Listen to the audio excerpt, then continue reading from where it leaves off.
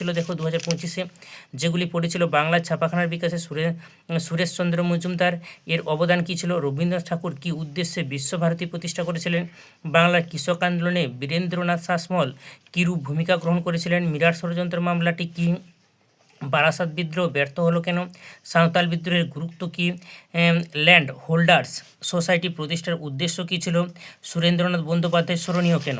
এগুলো হচ্ছে আমাদের 2 নম্বর কোশ্চেন।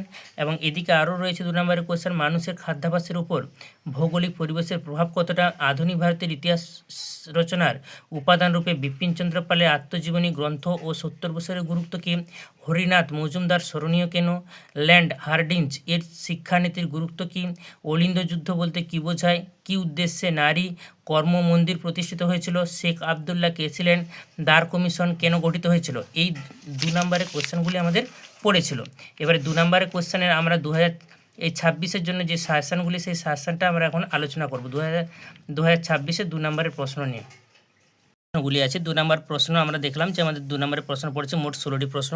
এবার এই 16টি প্রশ্নে আমরা যদি সাজেশান দেখি তাহলে এবছরের জন্য আমরা যে সাজেশানগুলি খুব ইম্পর্টেন্ট বলে আমরা মনে করছি সেগুলি হচ্ছে, নিম্নবর্গীয় ইতিহাস চর্চা বলতে কী বোঝো, নিম্নবর্গীয় ইতিহাস চর্চা বলতে কী বোঝো।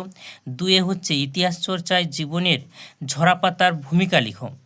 ব্রিটিশ সরকার কেন সোমপ্রকাশ পত্রিকা বন্ধ করে দিয়েছিলেন, ব্রিটিশ সরকার কেন সোমপ্রকাশ পত্রিকা বন্ধ করে দিয়েছিলেন, এবং উডের নির্দেশনামাকে ম্যাগনা কেন বলা হয়েছে, রাধাকান্ত দেব স্মরণীয় কেন, পাশ্চাত্যবাদী কাদের বলা হয়, কে কবে কেন ফোর্ট উইলিয়াম কলেজ প্রতিষ্ঠা করেন, শ্রীরামপুর ত্রয়ী কাদের বলা হয়, কে কবে কী উদ্দেশ্যে এশিয়াটিক সোসাইটি প্রতিষ্ঠা করেন, ডেভিড হেয়ার কী কারণে স্মরণীয়, 3 আইন কী, মধুসূদন গুপ্ত স্মরণীয় কেন, ব্রাহ্ম সমাজ কেন বিভক্ত হয়েছিল, ডিরোজিও স্মরণীয় কেন, ভারতে প্রথম ছাত্র সংগঠনটির নাম কী এবং কবে প্রতিষ্ঠিত হয়, তারিকা-ই মোহাম্মদিয়া কী, 3 কাঠিয়া প্রথা ও খুদকাঠি প্রথা কী, সন্ন্যাসী ফকির বিদ্রোহ ব্যর্থ হয় কেন, কেনারাম ও বেচারাম কী, এবং দুদু মিয়াকে লক্ষ্মীবাউ তাঁতিয়া টুপি কেন স্মরণীয়।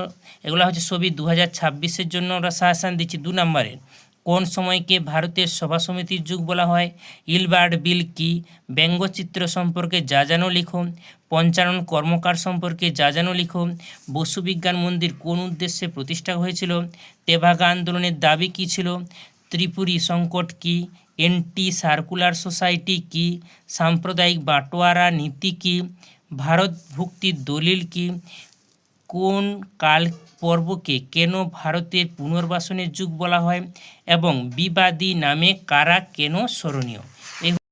তোমরা এখনও যারা আমার এই চ্যানেলটি সাবস্ক্রাইব করোনি অবশ্যই সাবস্ক্রাইব করে দেবে।